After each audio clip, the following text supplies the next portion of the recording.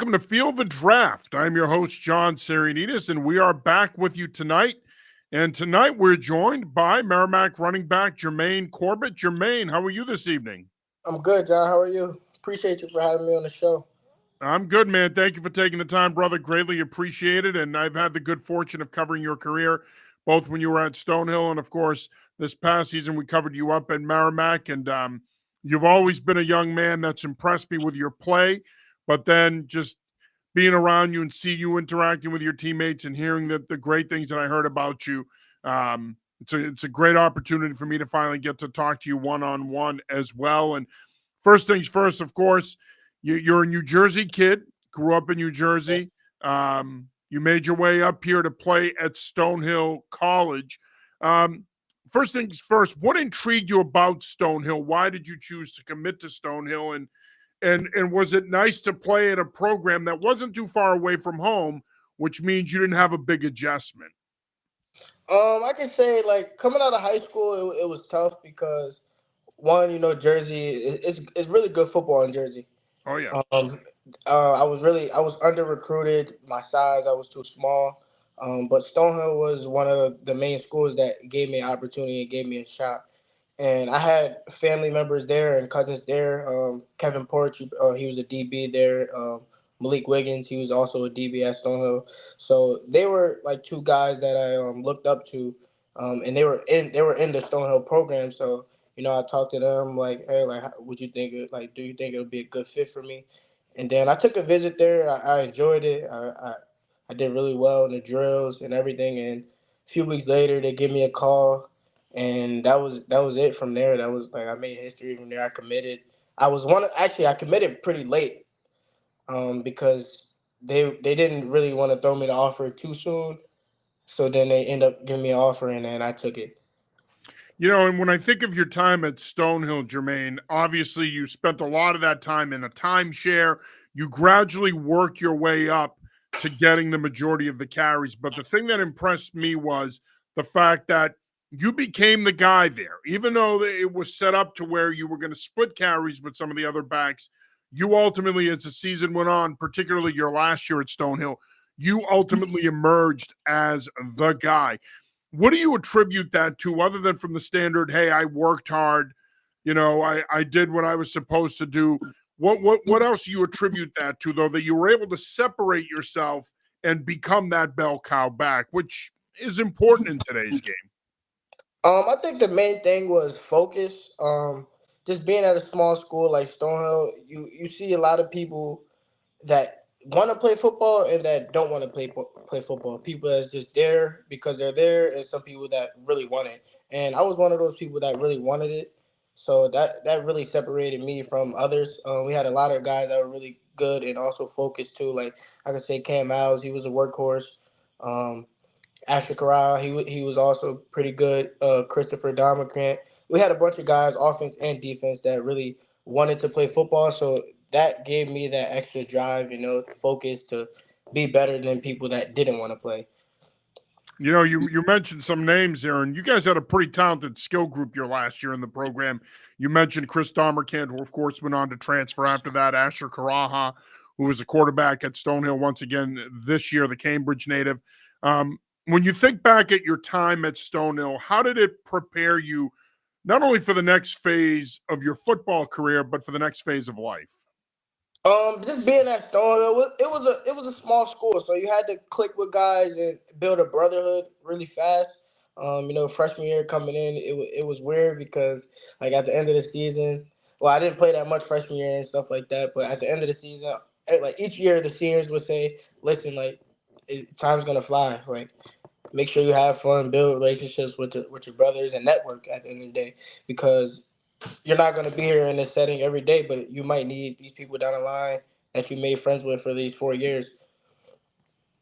When I think back to the first time I watched you play, and the thing that impressed me was your size. I mean, you're about 5'9", 195 pounds, but you run bigger than that. And that was the one thing that impressed me, especially as a vertical runner, A gap, B gap runner. You run with such power for your size. Typically, when you have a back your size, it's more about shiftiness, making guys miss in space. You can do that, but you also have a power element to your game as well. Absolutely. And And that, and is, how much of that is that just your style, or is that also, hey, I put the time in the weight room, I put myself in a position where I can diversify my style, where I can be that one cut speed guy, but I can also drop the shoulder and run somebody over. Yeah, I think that's one thing I could say that's my style. I'm very versatile. I can do it all.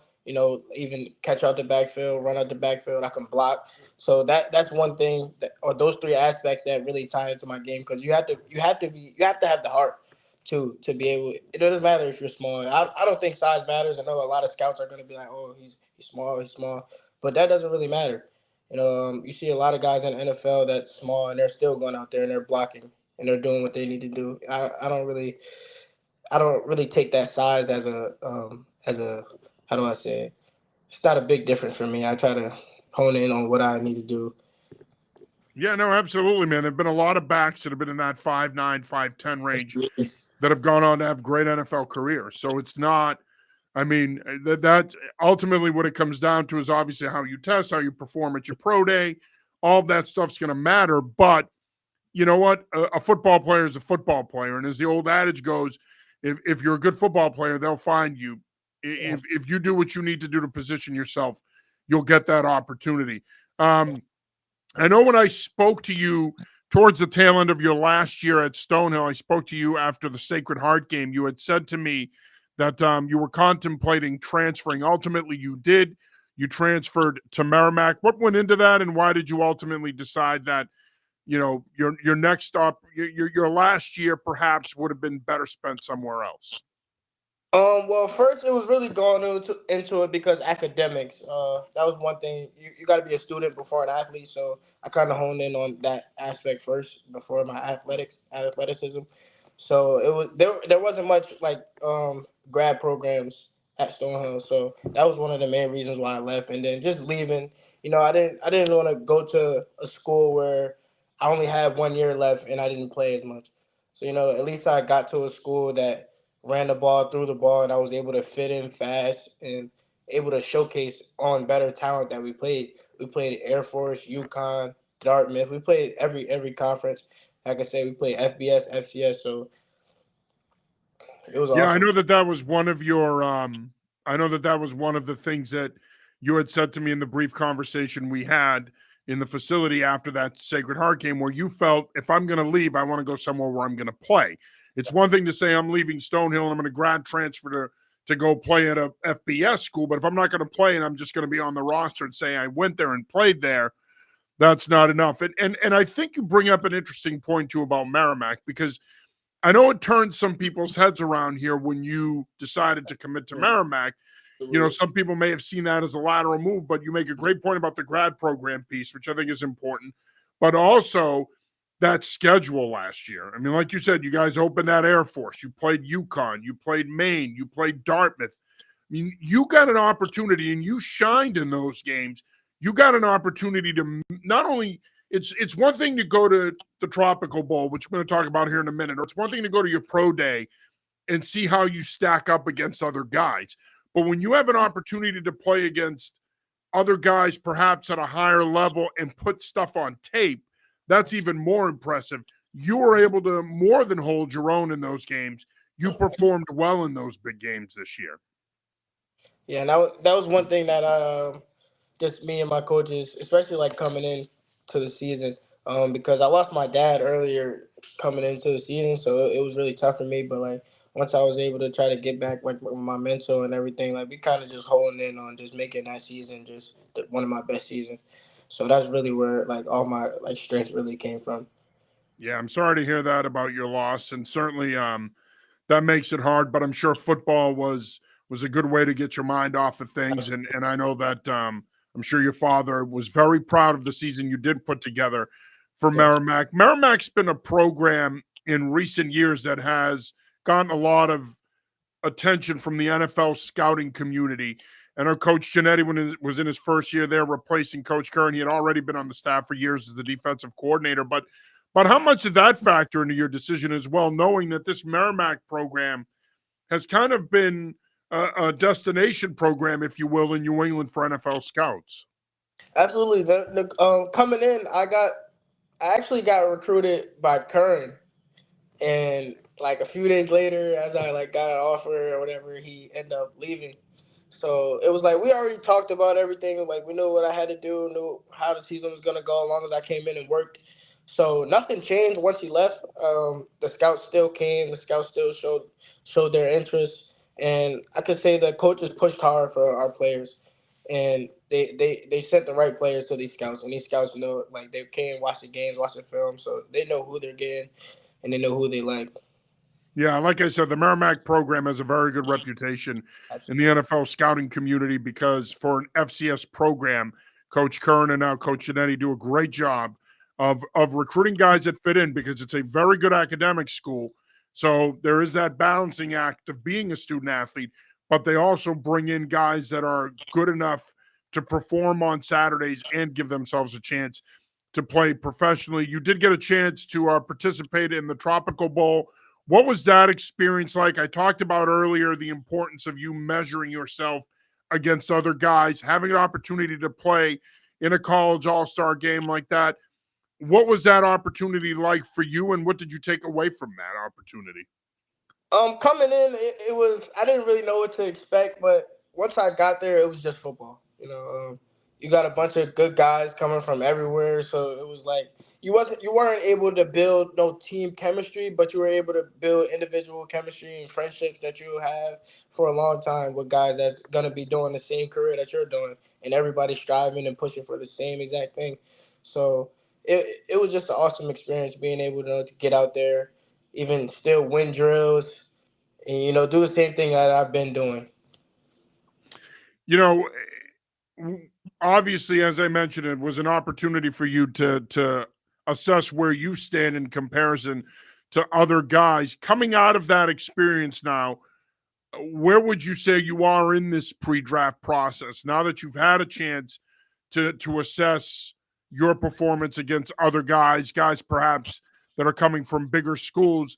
What did you take away from that, and how would you assess where you are in this process here in late February?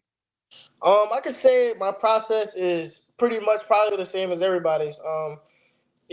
What take away from those games or is that it's all about really mentality. I have a mentality where nobody's better than me once I get on that field.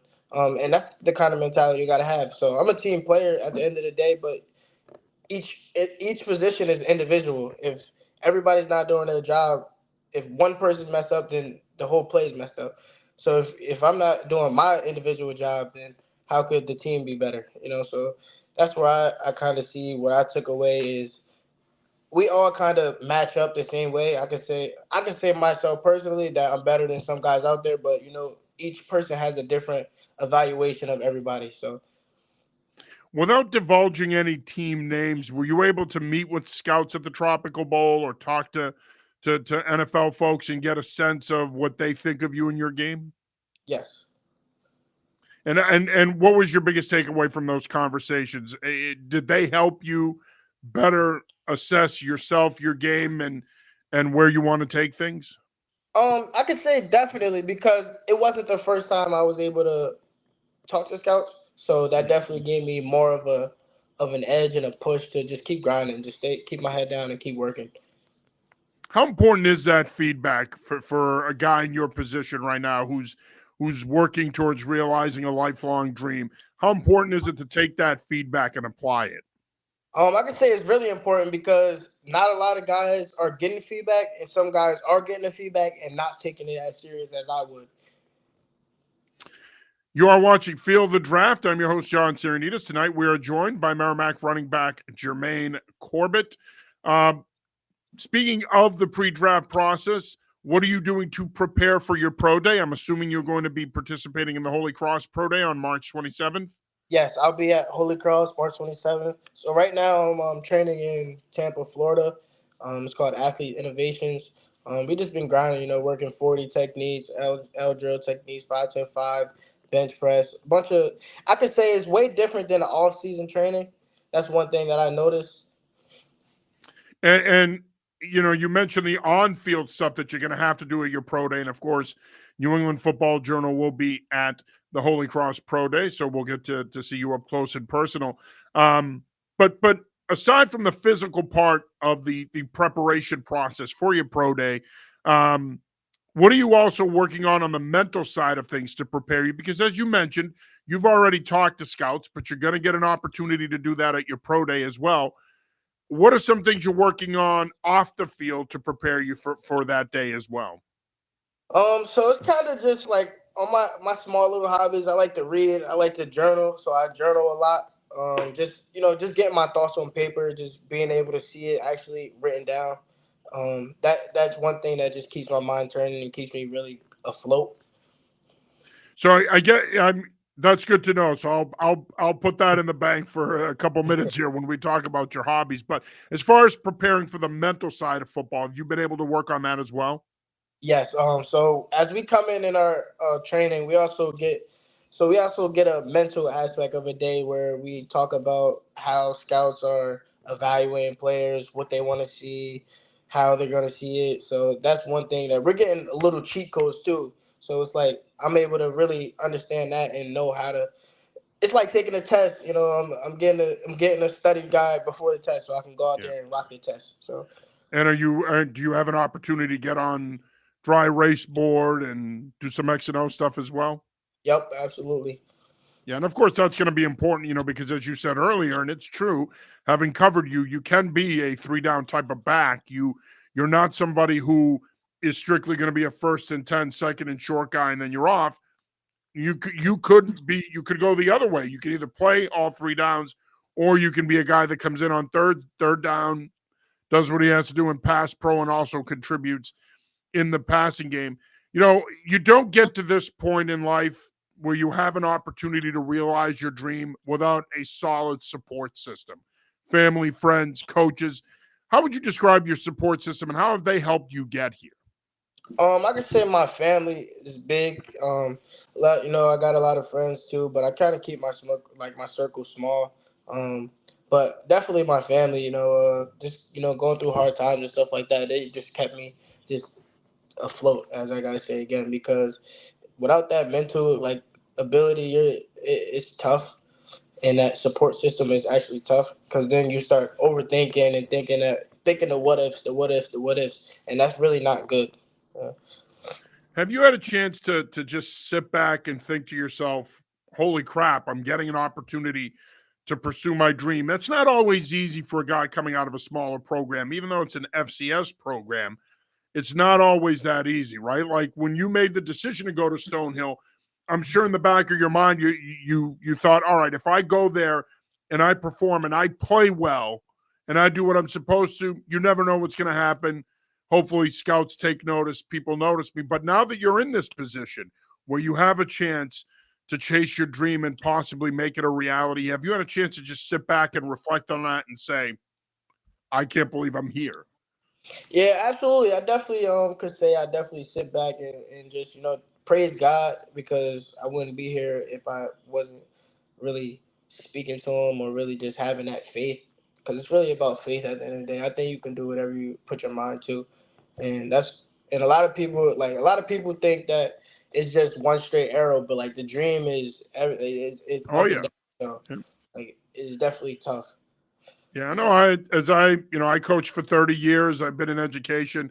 As I've told students and players, life is a roller coaster ride and there's going to be ups, there's going to be downs. And, when the high, you're going through the highs, cherish them, appreciate them because the good times don't last forever. But when you're going through the lows, you got to use that adversity on it to get you back up so that you can experience the good times again and you can get back to a place where things are good. Obviously, yeah, it's you're preparing for this opportunity, you're working hard, you're grinding, but I'm sure there's also a part of you that's savoring this opportunity and saying to yourself, you know what? Appreciate this grind because it could pay off. And you know what?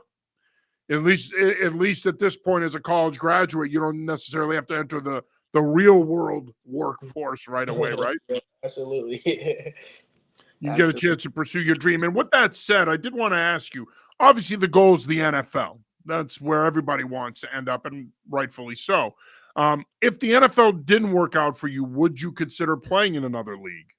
Yes, I consider playing in CFL and UFL. Absolutely. Yeah, But and that's the beauty of where football is now. You have multiple professional leagues that offer you those opportunities. And, I think of guys that played in your conference, Daniel Adebaboye, who's with the Toronto Argonauts, two-time Grey Cup champion, Toronto, Ontario native. He played at Bryant University. He went back home. He's playing for the Argos. I mean, there are other opportunities elsewhere. You're willing to pursue those opportunities if an NFL opportunity doesn't present itself. absolutely, yes. So when you're not playing football, lifting, practicing, preparing for your pro day and for the NFL draft, what do you like to do when you're off the field? What are some things that Jermaine Corbett likes to do to get him away from football? Well, as I'm out here right now in Tampa, I like to go to the beach. Kind of, that's where I just kind Nice. of You're throw my speaking my headphones language. on. Yep, just throw my headphones on, look at the water, and just watch the waves float. Hear the birds call like seagulls and everything. I just hear them. It kind of just like keeps my mind just really like smooth because I'm not like don't when I'm lifting everything's high intense, but I need that You do. stimulant to like calm me Yeah. down, so I kind of just get on my own, go to the beach, put some headphones on, and just relax. Well, and you're in a great spot for that, man. I mean, there's a lot of great beaches down there, and then you got St. Pete's. Yeah, Absolutely. you got Clearwater. I mean, that's a beautiful part of Florida. So Yes. it's cool that you get to experience that. How long are you down there for, by the way? How long are you going to be? Are you down there until your pro day and then you go back home, or are you down there beyond your pro day? Yeah, so I've been here since January 13th. So it's about 2 months I can say now, and I'll be heading back up to Massachusetts around like March 20th to just prep and get ready for that March 27th And date. once you have your pro day, do you go back down there, or are you done with the program? So I'll be done with the program, depending on how the like calls go with scouts and everything, and I'll just get into all season training and get ready for mini Yeah. camp. Right, because then you can end up getting individual team workout offers after that where they invite you to their local pre-draft workouts. So aside from going to the beach, do you have other hobbies off the field that are you that define you as a person? Things you like to do that separate you from the game that are special and important to you? Yeah, like I mentioned earlier, I like to read. I also write in a journal. Um, And also, like I'm a podcast type of guy. A lot of guys think like look at me and say, "Bro, you look like you play the game a lot." I don't play no PlayStation, no Xbox, and a lot of my friends say, "Oh, you're weird. You don't play the game." I'm like, I don't play the game. It's just not something that I think is good for my mental, even though it may be good for There's somebody nothing else. wrong with being a grown Yeah, up, my man. absolutely. Yep. So I And kind of I just just stay turned away from 50. that. I gave him up about 25 years ago. It was back in the Sega Genesis days. Back when we had Nintendo, I gave them up. No, there's nothing wrong with that, though. Yeah, I absolutely. think it speaks to your level of maturity and focus and the things you enjoy. And sometimes, in this era of smartphones and social media and technology, it's so easy to get yourself wrapped up in those things. But there's something to be said that you're sitting there writing in a journal. Absolutely. That's not exactly common for your generation of people in your age group. Um, how would you describe your approach on a game day? What is your mental approach on a game day? How do you approach a game? Are you a superstitious guy? Do you have a pregame ritual? What do you like to eat before a game? So game day, I would say during the like I wake up morning, whatever, get up, brush my teeth, shower, try to get a small stretch in, not too big of a stretch because we still get a pregame stretch. So get a small stretch in, grab breakfast, grab some waffles, probably grab some bacon, grab some fruit. But I could say I'm not really a superstitious type of guy. Because not everything's gonna go the way you want it to, even though you're preparing for it the way you want it to go. So I'm not really superstitious on um, having a routine before a game day. I know I like to just be quiet. A lot of guys, a lot of guys think I'm mad or something before a game, but I kind of just, I'm humble, so I'm quiet, listening to soft music, calm music, just to get my What mind are you flowing. listening to? I need to know. I'm a big music guy. I'm So sure we listen to the same things, Jermaine. yeah. So I kind of like I'll go with like a gospel at first, and then I ramp it up a little bit, get into some hip hop. But like I'm a soft music type of guy. That's just Any who I any am. artists any artists that you prefer in a pregame? Let's see. I would go Marvin Sapp. Who else? I can name one more, and then I'll probably go Drake for just the hip hop. But Drake. besides What do you that, think of I the don't. new album? Are you a fan of the the new album? album's okay. It's all right. I think it's interesting. I've seen a lot of bad reviews on that Yeah. album. And what's interesting to me is obviously, as I mentioned, I'm 50, so I'm probably twice your age, more than twice your age. But it's interesting because the longer you're around and the longer your favorite acts are around, it just they can't replicate their earlier stuff. And even for me, who's like a diehard Metallica fan, went to see him both days last summer at Gillette. It's like you still gravitate to the old stuff. It's Yeah. not, and it's hard. It's once you've put out 5, 6 good albums. I mean, how do you top that? You're not going to be able to. Eventually, it gets stale, for lack Yeah. of a better term. So, um, when you look at your game, is there anybody in today's NFL that you model your game after, or someone that played the game previously that you model your game after? Who is a back out there that, for those who may not know you or your game, and by the way, if you don't know Jermaine or his game, go watch highlights. He's a dude. Who do you model your game after? I could say some guys that I look at and say my style is kind of similar to nowadays. I could say guys like Bucky Irving, especially Bucky You had a Irving. hell of a year for Uh, Tampa. Absolutely, definitely Bucky. Um, Gainwell off the Eagles. I even have similar a similar bit of Saquon. You know, he's able to do everything: catch out the backfield, make people miss, run people over. So it's all, even though the size isn't the same, but the game is. So some older backs I can name. Uh, I can name like a Tariq Cohen. Another guy maybe like a Darren Sproles or Boston Scott. See, I love that. I love that. You're not just throwing out the household name, right? That everybody, and not that this is a knock on people who would say a Saquon or backs that are more notable, if you will, that had great careers.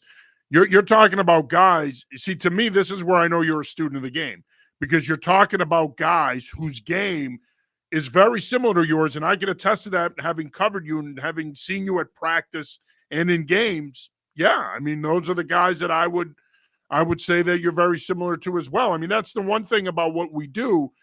I've had the advantage of coming to training camp or spring ball and seeing you in practice. And so I think those comps are really good comps, because I would say that those are guys that you do profile similarly to, that, that again, you look at your build, that, you mentioned Boston Scott. I think that's a really good comp. I think you're very similarly built. I think your running style is very similar. You're not, as I mentioned earlier, you get into the second or third level, you're not going to be afraid to hit the truck stick and drop a dude. So, yeah, I think that those are really, really good comps. Final question here, Jermaine. And again, I want to say thank you for taking the time, man. Really appreciate it.